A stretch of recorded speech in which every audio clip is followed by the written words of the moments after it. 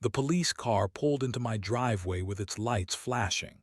My heart pounded as I watched two officers step out, their faces serious and official. My children pressed against the window, confused and scared. Behind the officers stood Corinne, pointing at our brand new pool with a measuring tape in her hand and a look of pure satisfaction on her face. "Sir, we have reports that you are operating an illegal swimming facility," the first officer announced. I stared at him in disbelief. An illegal swimming facility. It was a backyard pool. A pool we had saved for years to build. A pool with every permit, every approval, every signature we needed. But as Corinne stepped forward with her folder of complaints and her smug expression, I realized that logic and permits meant nothing when you are dealing with someone determined to destroy your happiness.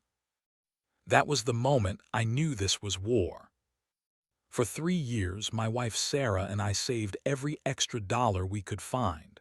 We skipped vacations, ate dinner at home instead of restaurants, and drove our old cars long past when we should have replaced them. We had one goal, one dream that kept us motivated through every sacrifice.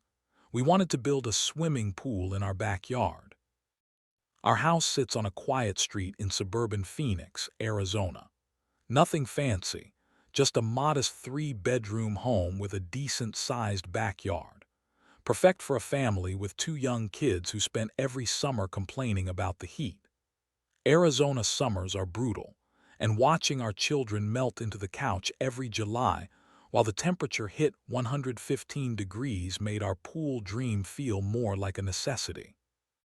When we finally had enough money saved, the excitement was electric.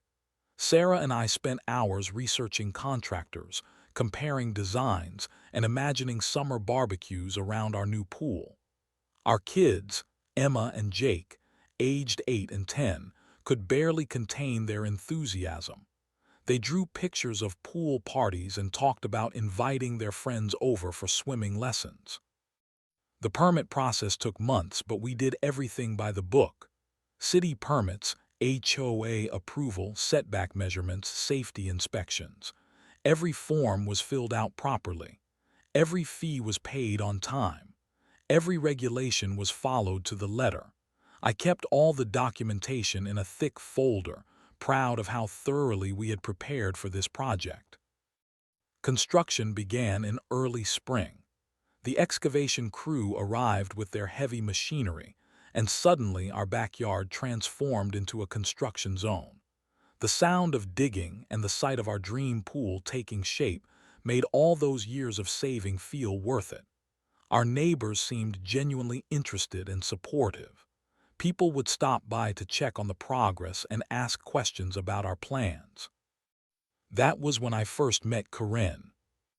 Corinne lived 3 houses down the street in a beige stucco home with a perfectly manicured lawn and flower beds that looked like something from a magazine. She appeared to be in her 50s, always dressed professionally even when working in her yard. When she first approached me during the excavation, she seemed friendly enough. "Wow, you are really going all out with this pool project," she said with a smile that seemed genuine. "It is going to be quite an addition to the neighborhood." I was happy to share our excitement.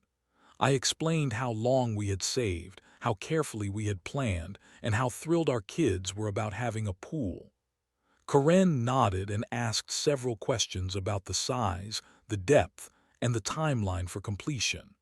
Her questions seemed normal, the kind any curious neighbor might ask. But as the weeks passed and construction progressed, Corinne's visits became more frequent. Her questions became more specific, more pointed. She started asking about property lines and setback requirements. She mentioned concerns about noise during construction hours. She wondered aloud about how a pool might affect property values in our neighborhood. The change was subtle at first, just comments here and there about neighborhood standards and property maintenance. But something in her tone had shifted. The friendly curiosity was replaced with a hint of suspicion. a suggestion that maybe we had not thought this project through as carefully as we should have. I tried to reassure her that everything was being done legally and professionally. I showed her our permits and explained that our contractor was licensed and insured. But instead of putting her concerns to rest, my explanations seemed to make her more interested in finding problems with our project. As our pool neared completion, I felt a growing sense of unease every time I saw Corinne walking by our house. She would slow down, stare at the construction, and sometimes take notes on a small pad she carried. The excitement I had felt about our family project was being slowly replaced by anxiety about what Corinne might do next. I had no idea how far she was willing to go to make our lives miserable. The knock on my front door came at 7 in the morning on a Tuesday. I opened it to find Corinne standing on my porch with a thick stack of papers in her hands and a determined expression on her face. She was dressed in a business suit as if she was heading to a board meeting, but instead she was here to make my life difficult. "Good morning," she said in a tone that was anything but friendly. "We need to talk about your pool situation. I have been reviewing the HOA covenants and city ordinances, and I believe your project violates multiple regulations." She thrust the papers toward me. I could see they were copies of various documents: HOA rules, city building codes, and what appeared to be property surveys. Corinne had done her homework, and she was ready for battle. "I am sorry, but I think there has been some misunderstanding," I replied, trying to keep my voice calm. "We have all the proper permits and approvals. Everything has been inspected and approved at every stage." Corinne shook her head firmly. "That may be what you think, but these documents clearly show that your pool violates setback requirements. It is too close to the property line. It also exceeds the maximum height allowed for above-ground features, and I seriously doubt you obtained proper drainage permits." My heart started racing. I had spent months researching every requirement, working with licensed contractors, and ensuring every detail was handled correctly. But the confidence in Corinne's voice made me second-guess myself. What if we had missed something? What if there was some obscure regulation we had overlooked? "Let me get my permit folder," I said. "I can show you all the documentation we have." I retrieved the thick folder containing every permit, every approval letter, every inspection report from our pool project. I spread the documents on my kitchen table and walked Corinne through each one. Building permit approved. HOA architectural review approved. Setback measurements verified by a licensed surveyor. Electrical and plumbing inspections passed with no issues. Corinne examined each document with the intensity of a detective searching for clues. She measured distances on the survey drawings with a ruler. She read every line of the permit conditions. She questioned the credentials of every inspector who had signed off on our work. "This surveyor measurement looks questionable," she said, pointing to a line on the property survey. "And this electrical permit does not specifically mention pool lighting requirements. I think you need to halt construction immediately until these issues can be resolved." The conversation went on for over an hour.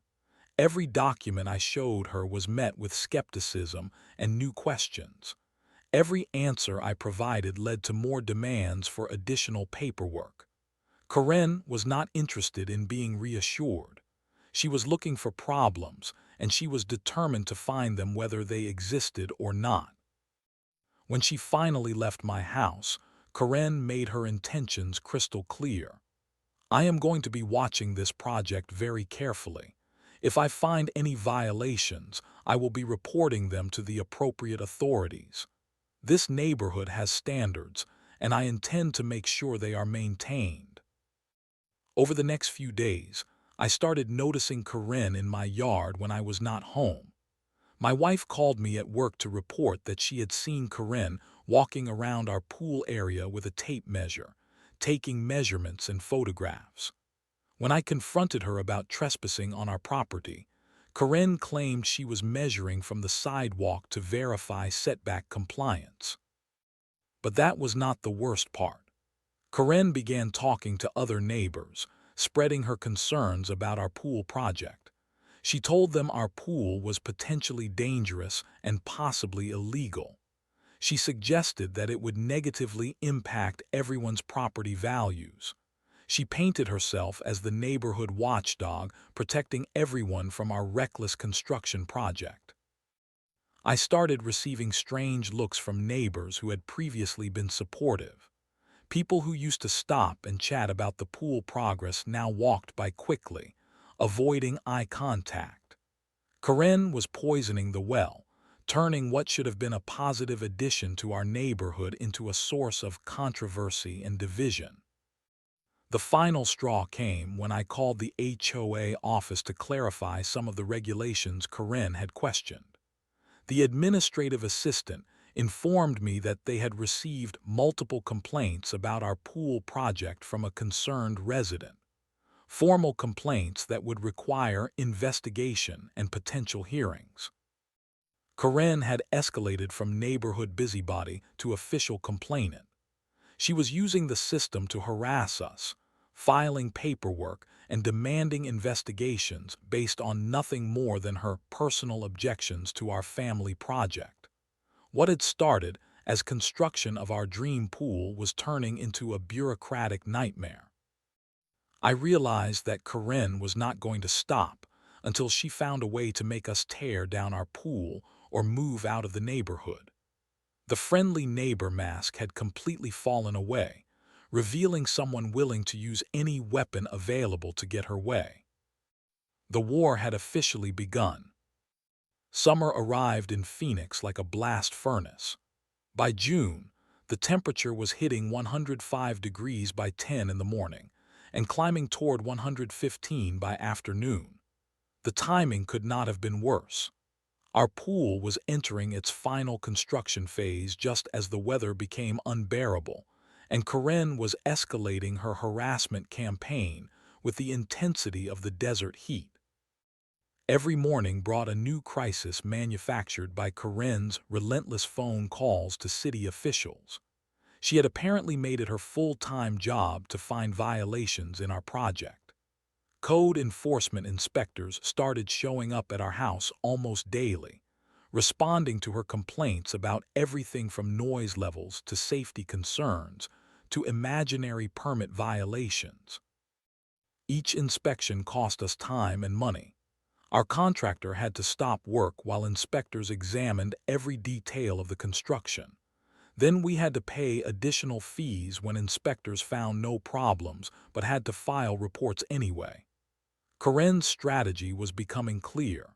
She could not find actual violations, so she was using the inspection process itself as a weapon to delay and drain our resources. The heat made everything worse. Construction workers were arriving at dawn to beat the worst temperatures, but even early morning work brought complaints from Corinne about noise violations. She called the police at 6:30 in the morning claiming we were violating noise ordinances, even though construction was legally allowed to begin at 6. I watched from my kitchen window as Corinne patrolled the street like a security guard.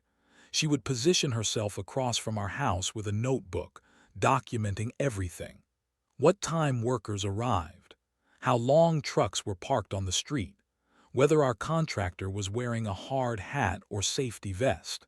She was building a case based on the most trivial details. The intimidation tactics escalated when Corinne started confronting our workers directly. She would approach them with questions about their licenses and permits. She demanded to see documentation that they had no obligation to show her. She questioned whether they were following proper safety procedures and threatened to report them to their licensing boards. Our contractor, a seasoned professional named Mike who had been building pools for 20 years, told me he had never encountered anything like Corinne's behavior. "This lady is making my guys nervous," he said. "They are starting to wonder if there is something wrong with this job. I have had workers ask if maybe we should walk away from this project." The thought of losing our contractor because of Corinne's harassment sent me into a panic. We had already invested thousands of dollars and months of time. Walking away now would mean losing everything and starting over with a new contractor who might be even more expensive. But the harassment was taking a toll on my family too. My children stopped talking excitedly about the pool. Instead, they asked why the angry lady kept coming to our house. Why were police cars showing up so often? Was our pool really illegal like some of the neighbors were saying? My wife Sarah was losing sleep from the stress. She worried that Corinne might actually find a way to force us to tear down the pool. She questioned whether we had made a mistake by taking on this project. The excitement and joy we had felt about creating a family space was being replaced by anxiety and fear. Then the anonymous letters started arriving. The first one appeared in our mailbox on a Tuesday morning. Plain white envelope with no return address. Inside was a typed letter threatening legal action if we continued with our pool construction. It mentioned property liens, lawsuit damages, and potential criminal charges for code violations. The letter was signed, a concerned neighbor, but we all knew who had sent it. Two more letters arrived over the next week. Each one contained more detailed threats and legal language clearly copied from internet research. Someone was spending significant time researching ways to frighten us into abandoning our project.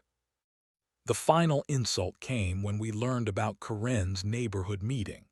She had invited several neighbors to her house to discuss the pool problem, without bothering to invite us. According to a friendly neighbor who attended and reported back, Corinne had presented a slideshow about property values, neighborhood character, and the dangers of unregulated construction projects. She was building a coalition against us, turning neighbors into allies in her campaign to destroy our family project. People who had initially been supportive were now questioning whether our pool was really appropriate for the neighborhood. Standing in my backyard during one of those blazing 115-degree afternoons, watching workers struggle to finish our pool while Corinne documented their every move from across the street, I realized this situation was approaching a breaking point. Something had to give. Either Corinne would find a way to stop our project, or we would have to find a way to stop Corinne. The heat was rising in more ways than one. The day our pool was finally completed should have been one of the happiest days of our lives. After 3 years of saving, months of planning, and weeks of battling Corinne's harassment, we were ready to fill our dream pool with water and enjoy the first swim with our family. The morning started perfectly. Mike and his crew finished the final touches on the pool deck and fired up the filtration system. The water began flowing into the pool, crystal clear and inviting. Emma and Jake pressed their faces against the back window, practically vibrating with excitement as they watched their summer dreams become reality. Sarah and I stood together in the backyard, arms around each other, finally allowing ourselves to feel proud of what we had accomplished. Despite all of Corinne's interference and harassment, we had done it. We had built our family the pool we had dreamed about for years. That moment of happiness lasted exactly 37 minutes. Corinne appeared at our back gate like a storm cloud rolling across a sunny sky. She was carrying her measuring tape, a clipboard, and an expression of grim determination that made my stomach drop. This was not a neighborly visit to congratulate us on completing our project. This was Corinne preparing for her final assault. "I need to take some measurements," she announced without any greeting or explanation.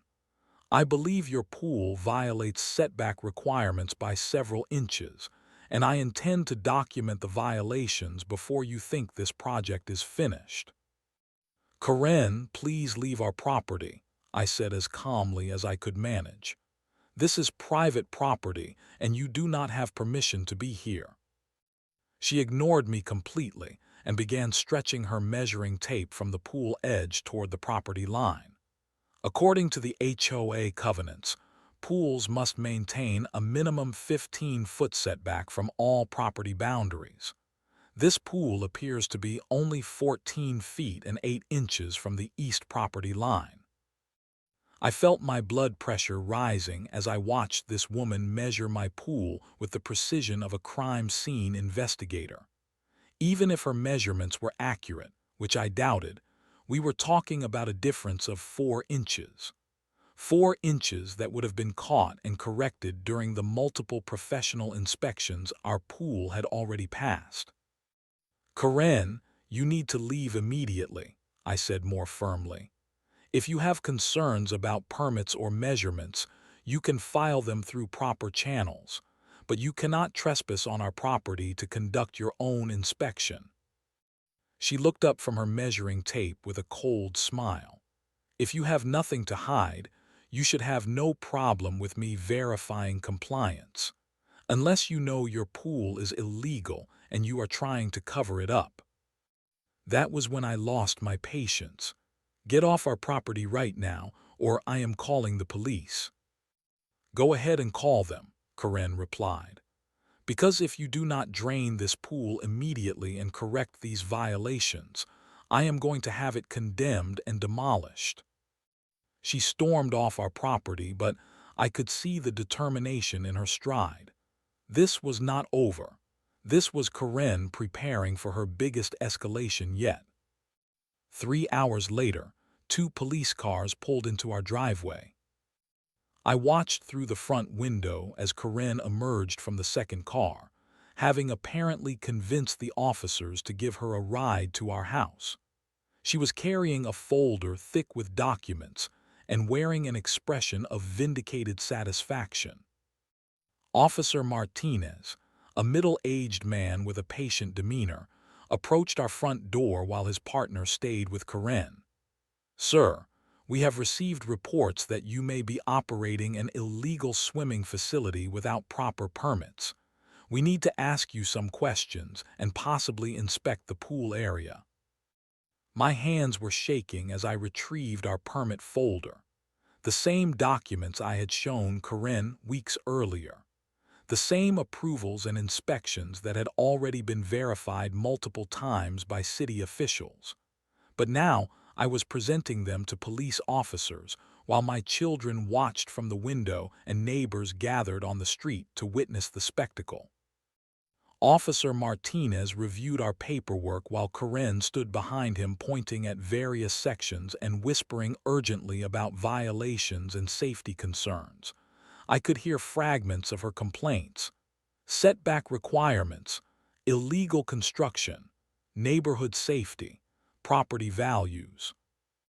The second officer, a younger woman named Officer Chen, walked around our pool area taking notes while Karen followed her like an overeager tour guide. Karen was in her element, finally having official authority figures witness her months-long campaign against our family project. But as the officers continued their investigation, Karen's confident demeanor began to shift. Officer Martinez was asking pointed questions about her measurements and the basis for her complaints. Officer Chen was comparing Karen's claims to the actual permit documents and finding no correlation. "Ma'am," Officer Martinez finally said to Karen, "these permits appear to be in order. All the required inspections have been completed and passed. I do not see evidence of any violations that would require police intervention." Karen's face flushed red with frustration. But the setback measurements, the drainage issues, the noise violations, you cannot just ignore all the evidence I have documented. "Ma'am," Setback measurements are determined by licensed surveyors and verified during city inspections. Drainage permits are issued separately and have already been approved for this property. And noise complaints during legal construction hours are a civil matter, not a criminal one. That was when Corinne completely lost control. "This is ridiculous," she screamed, her voice carrying across the entire neighborhood. "These people are destroying our neighborhood. They are ruining property values. They are violating every rule and regulation, and nobody cares about protecting the rest of us." Neighbors who had gathered to watch the police investigation were now getting a full display of Corinne's true nature. The mask of concerned neighbor had completely fallen away, revealing someone whose harassment campaign was based on personal animosity rather than legitimate concerns. Officer Chen stepped closer to Corinne. "Ma'am, I need you to calm down. Making false reports to police is a serious matter. If you continue to file complaints without basis, you could face charges for misuse of emergency services." Corinne's meltdown continued for another 10 minutes, with her ranting about neighborhood standards and property rights, while the officers tried to de-escalate the situation. Finally, they escorted her back to the police car and drove away, leaving my family standing in our driveway surrounded by curious neighbors. The humiliation was complete. Corinne had succeeded in turning our pool completion day into a public spectacle that would be neighborhood gossip for months. But as I watched Corinne being driven away in the police car, something inside me shifted. I was done being the victim of her harassment campaign. I was done trying to reason with someone who was clearly beyond reason. Corinne wanted a war, fine, she was about to get one. That night, after the police cars had left and the neighbors had gone back to their houses, I sat at my kitchen table and made a decision that would change everything. I was going to stop playing defense against Corinne's harassment and start building a case against her. I opened my laptop and created a new folder labeled Corinne Documentation. If she wanted to play the bureaucratic game, I would play it better than she ever could. But instead of filing false complaints and making baseless accusations, I would document every single thing she had done wrong. The first step was gathering evidence of her trespassing. My security camera system had captured multiple instances of Corinne entering our property without permission to take measurements and photographs. I compiled video clips showing her clearly crossing property lines, examining our pool equipment, and even looking through our back gate into our private yard. Next, I documented every false report she had filed. I requested copies of all complaints submitted to the city, the HOA, and the police department regarding our property. The pattern was stunning. Corinne had filed 17 separate complaints over 6 weeks, each one claiming different violations that were later determined to be baseless. But the real breakthrough came when I started researching Corinne's history in the neighborhood. I began by talking to longtime residents who had lived on our street before Corinne moved in 5 years ago. What I discovered was shocking. Corinne had a pattern of targeting neighbors with harassment campaigns over minor property disputes. The family who had lived in our house before us had been harassed by Corinne over their fence height. She had filed multiple complaints and threatened legal action until they finally replaced a perfectly legal fence just to make the harassment stop. The neighbors 2 doors down had dealt with Corinne's complaints about their landscaping choices. She had claimed their desert plants were fire hazards and demanded they be removed. When they refused, Corinne had filed complaints with the fire department and the HOA until the stress of fighting her became unbearable. An elderly couple across the street had been targeted by Corinne over their garage door color. She claimed it violated HOA aesthetic standards and launched a months-long campaign that included formal complaints, neighborhood meetings, and threats of legal action. The couple eventually repainted their garage door even though it was within approved color guidelines. I was not Corinne's first victim. I was just the latest in a series of neighbors she had systematically harassed over the years. Armed with this information, I reached out to previous targets and asked if they would be willing to provide statements about their experiences. The response was overwhelming. Every family Corinne had targeted was eager to share their story and support my case against her. They had detailed records of her harassment, including recorded phone calls, threatening letters, and documentation of her false complaints to authorities. But I wanted more than just neighbor testimonies. I needed legal ammunition. I scheduled a consultation with an attorney who specialized in harassment and property disputes. When I laid out Corinne's pattern of behavior, the attorney's eyes lit up with interest. "This goes well beyond neighbor disputes," she told me. "Your neighbor has committed multiple violations of harassment laws, trespassing statutes, and false reporting regulations. You have grounds for a restraining order and potentially a civil lawsuit for damages." She helped me identify specific laws Corinne had broken during her campaign against our family: trespassing when she entered our property without permission, filing false police reports when she made baseless complaints about illegal construction, harassment through her pattern of intimidation and threats. The financial damages were significant too. Corinne's interference had cost us thousands of dollars in additional inspection fees, contractor delays, and legal consultation costs. Every time she forced a work stoppage or inspection, we paid the price. I also discovered that Corinne had her own legal vulnerabilities. While she was obsessed with finding violations in other people's properties, her own house had several code issues that had never been addressed. Her garage had been converted to living space without proper permits. Her backyard shed exceeded size limitations. Her sprinkler system was not up to current water conservation standards.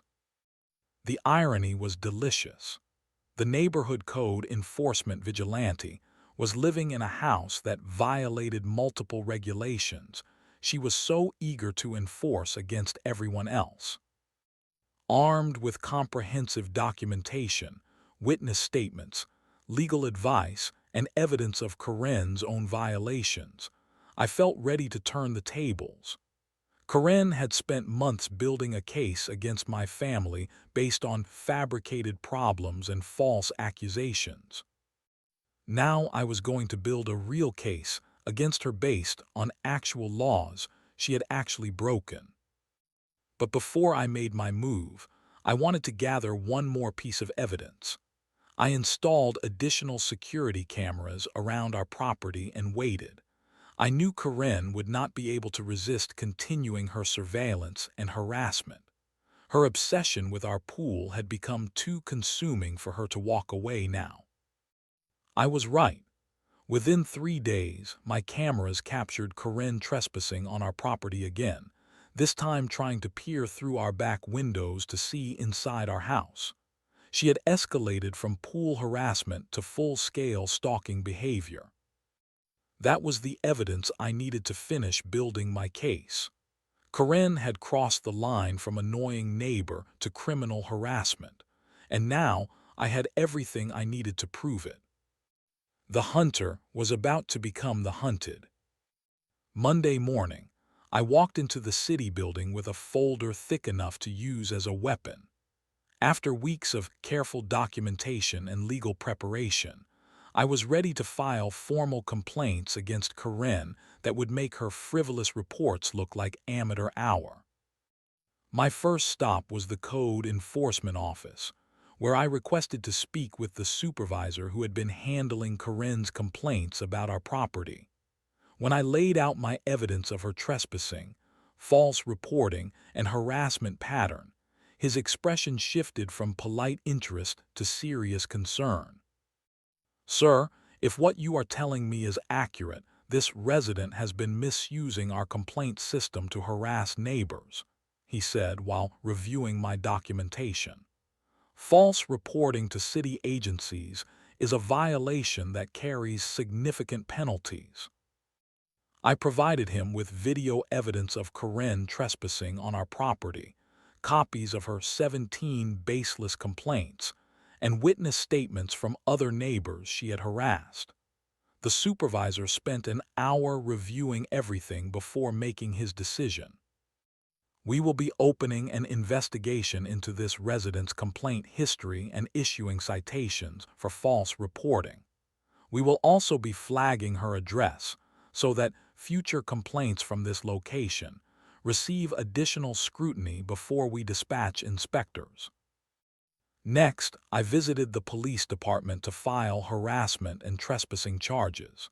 The detective who reviewed my case was particularly interested in the security camera footage showing Karen repeatedly entering our property without permission. "This establishes a clear pattern of stalking behavior," the detective explained.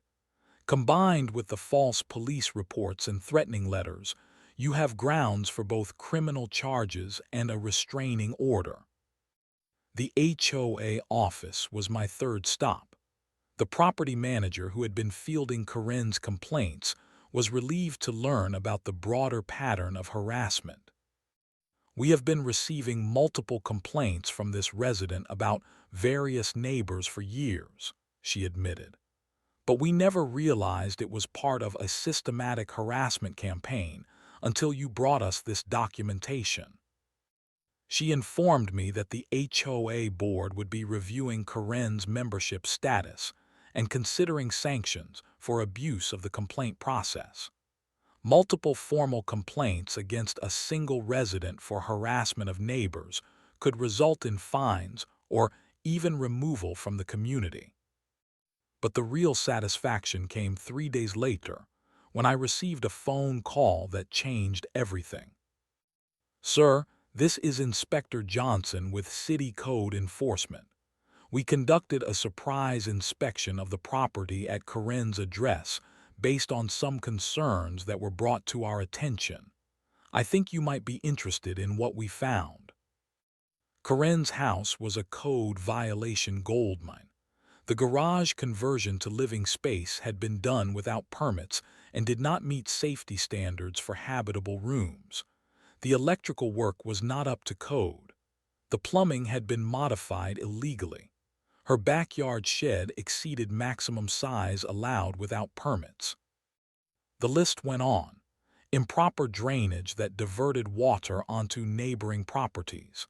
Landscape irrigation that violated water conservation ordinances. A fence that exceeded height limitations.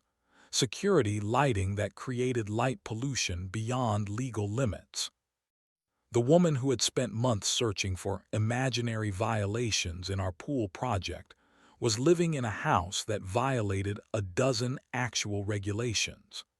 The inspector estimated that bringing her property into compliance would cost between $15,000 and $20,000. But the sweet justice was just beginning. Word spread quickly through the neighborhood about Karen's legal troubles.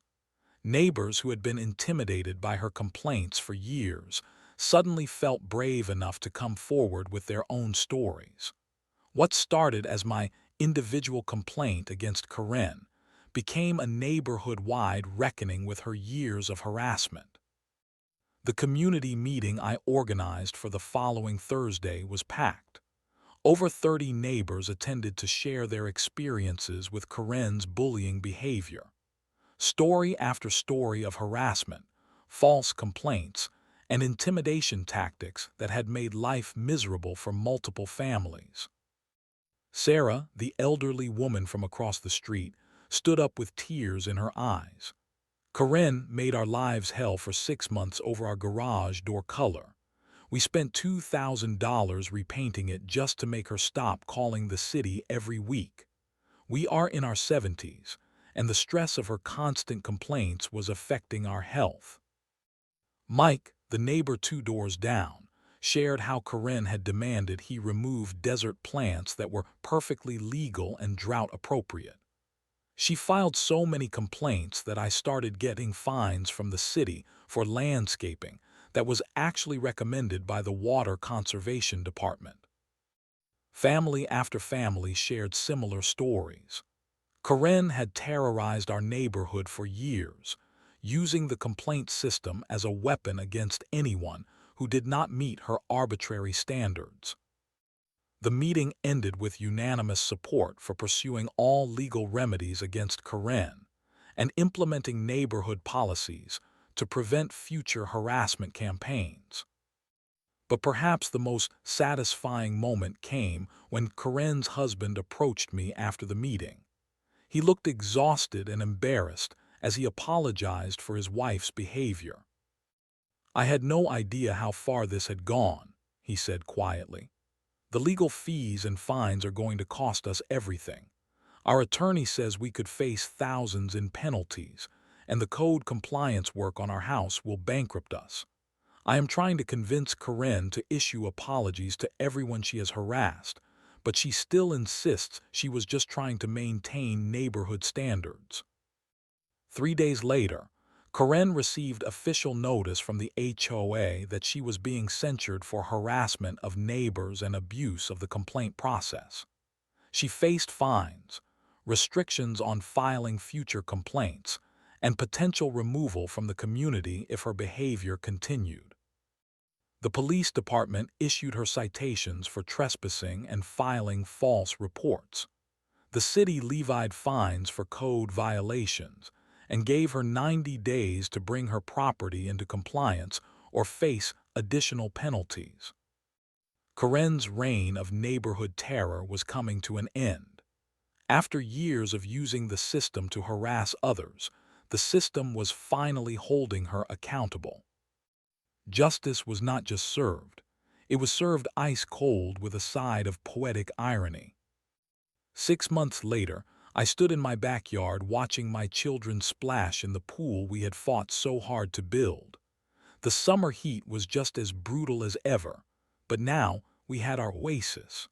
Our dream had survived Corinne's harassment campaign and emerged stronger than ever. The financial penalties Corinne faced were staggering. The city fined her $12,000 for code violations and false reporting. The HOA assessed additional fines for harassment and frivolous complaints.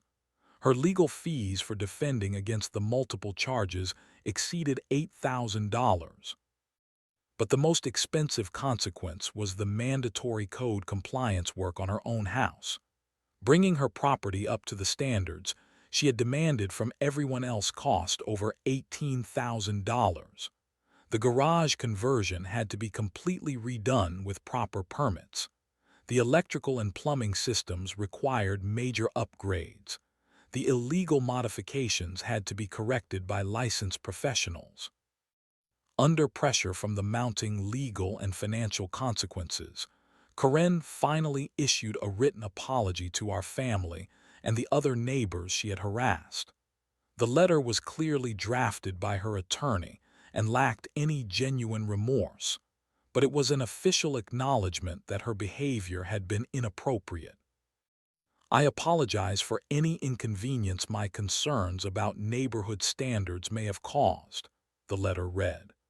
"I was attempting to maintain property values and community appearance, but I understand that my methods may have been overly aggressive." Even in her apology, Corinne could not admit that her harassment campaign had been wrong. She framed it as being overly concerned about the neighborhood rather than acknowledging the deliberate cruelty of her actions. But the community was not fooled by her lawyer-written apology. The damage to her reputation was permanent. Neighbors who had once been intimidated by her complaints now saw her as the neighborhood bully who had finally been exposed and held accountable. The vindication came in unexpected ways. Our pool, which Karen had claimed would destroy property values, became the neighborhood's most popular gathering spot. We hosted pool parties for the families Karen had harassed, turning our backyard into a symbol of community healing. The summer barbecue we threw for our neighbors was attended by over 20 families. Children played in the pool while adults shared stories and rebuilt the neighborhood connections that Karen's harassment had damaged. What was supposed to be a source of division became a focal point for community unity. But the ultimate justice came in October when Karen's house went up for sale. The financial pressure from fines, legal fees, and compliance costs had become unbearable. Combined with the social isolation that resulted from her exposed harassment campaign, Karen and her husband decided they could no longer afford to live in the neighborhood she had terrorized for years. I watched from my kitchen window as the moving truck pulled away from Karen's house, taking her to terrorize some other community. The relief was overwhelming. After months of stress and conflict, the source of our nightmare was finally gone. The new neighbors who moved into Karen's former house were a young couple with twin toddlers. When they introduced themselves, they mentioned how much they loved the neighborhood pool and asked if their children could take swimming lessons with ours. Standing in my backyard that evening, watching 4 children play together in the pool while their parents chatted over dinner, I reflected on the lessons learned from our ordeal with Karen. Documentation had been crucial. Every video, every photograph, every witness statement had contributed to building the case that finally stopped her harassment. Without careful record keeping, Karen's campaign might have continued indefinitely. Community support had been essential. Once neighbors realized they were not alone in being targeted by Karen, they found the courage to stand up against her bullying. Isolation had been Karen's greatest weapon, and community solidarity had been our most effective defense. Legal preparation had made the difference between being victims and achieving justice. Understanding the laws Karen had violated and gathering proper evidence had transformed us from helpless targets into plaintiffs with winning cases. As I tucked my children into bed that night, they talked excitedly about their pool party plans for the next weekend. The stress and fear that had dominated our summer had been replaced by the joy and family memories we had originally dreamed about. Our pool had survived Karen's harassment campaign.